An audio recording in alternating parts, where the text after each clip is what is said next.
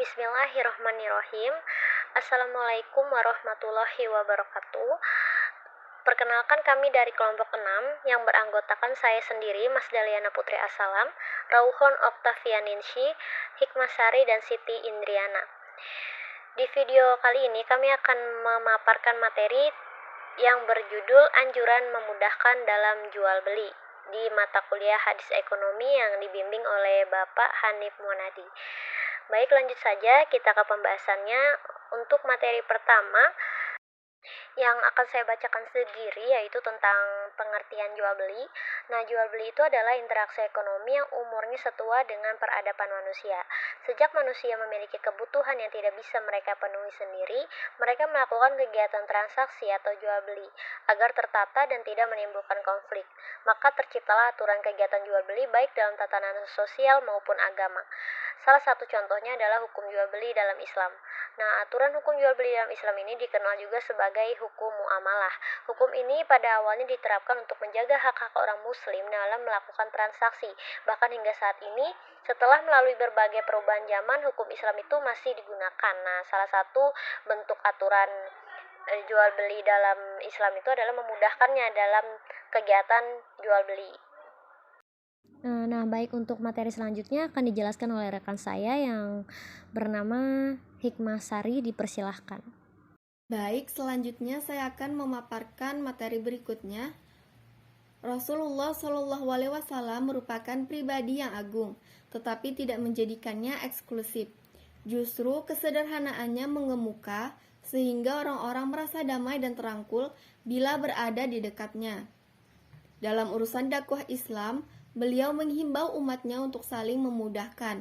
Dalam sebuah hadis, sebagaimana terhimpun dalam Musnad Imam Ahmad, Nabi Muhammad SAW bersabda, "Ajarkanlah, permudahlah, dan jangan mempersulit." Dalam hadis, baginda juga pernah berdoa yang artinya, "Ya Allah, barang siapa yang diberi tanggung jawab untuk menangani urusan umatku, lalu ia mempersulit mereka, maka persulitlah hidupnya.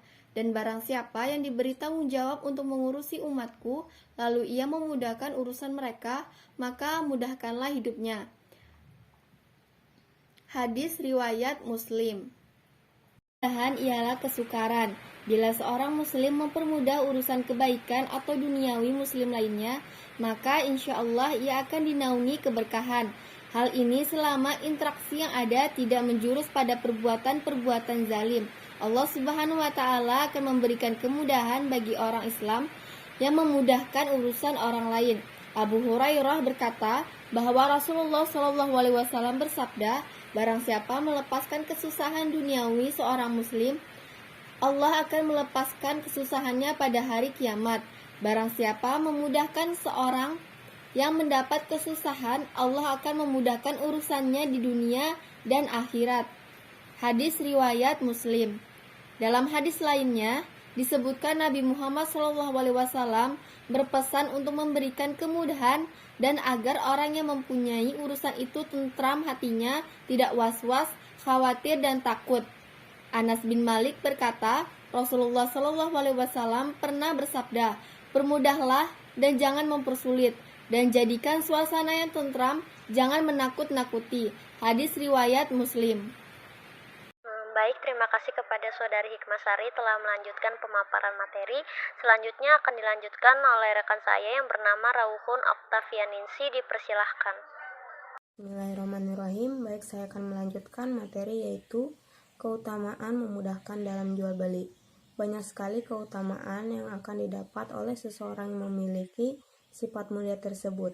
Pada hadis-hadis di atas ditegaskan bahwa Allah Subhanahu wa Ta'ala akan merahmati orang tersebut dan mencintainya. Lebih dari itu, Allah Subhanahu wa Ta'ala akan menganugerahkan kepadanya ampunan. Rasulullah Shallallahu Alaihi Wasallam bersabda, "Ghafarallahu li rajulin kana qablakum kana sahlan iza ba'a, sahlan ijastara, sahlan ijaqtada," yang artinya Allah Subhanahu wa Ta'ala mengampuni seseorang yang hidup sebelum kalian, di mana ia selalu memudahkan ketika menjual, memudahkan ketika membeli, dan ketika menagih hutang. Hadis riwayat At-Tirmizi. nomor 1320 yang disahihkan oleh Syekh Al-Albani. Dan puncak keutamaannya adalah ia akan dimasukkan ke dalam surga.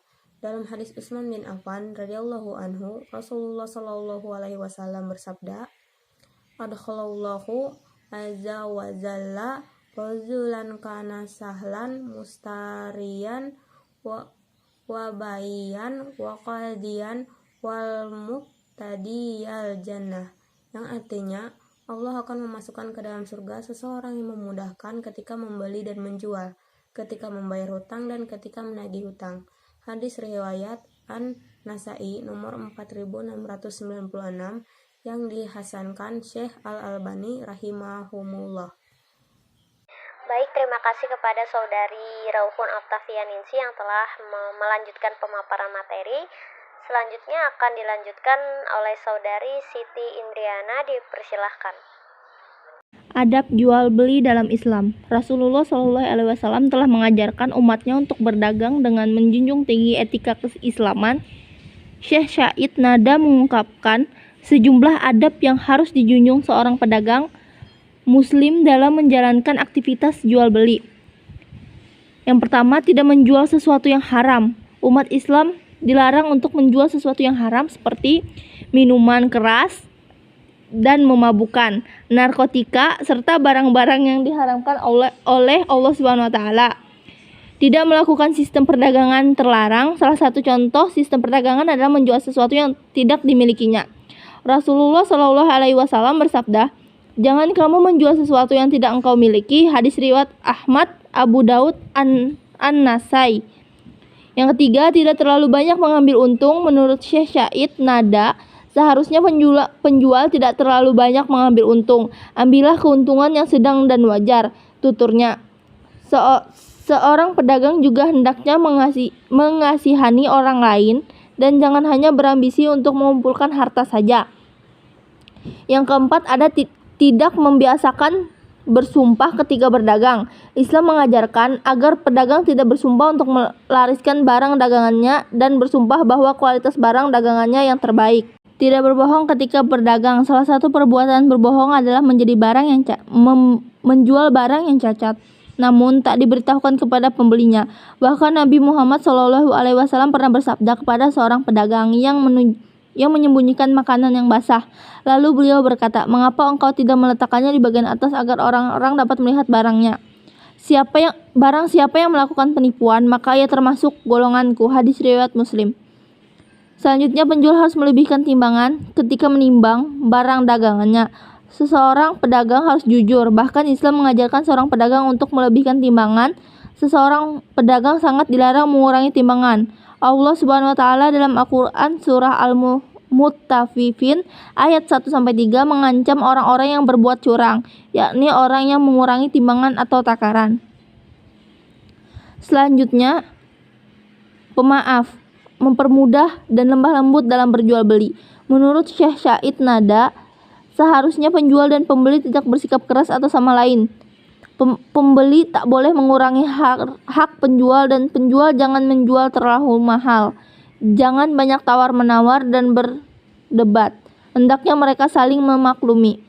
Yang terakhir, tidak boleh menimbun dan memonopoli barang dengan dagangan tertentu.